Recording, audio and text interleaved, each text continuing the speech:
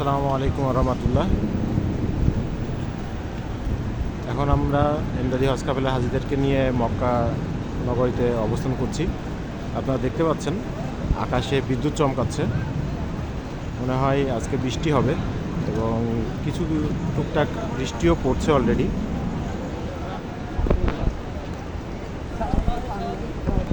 মক্কা শরীফে খুব রেয়ার বৃষ্টি হয় এবং এই বৃষ্টিটাকে রহমত হিসেবে ধরা হয়।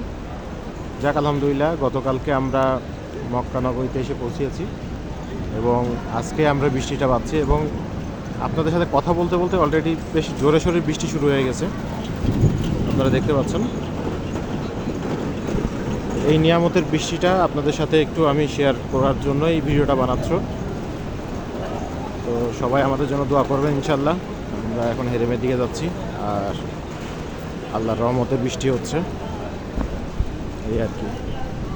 সবাই দোয়া করবেন। আসসালামু আলাইকুম।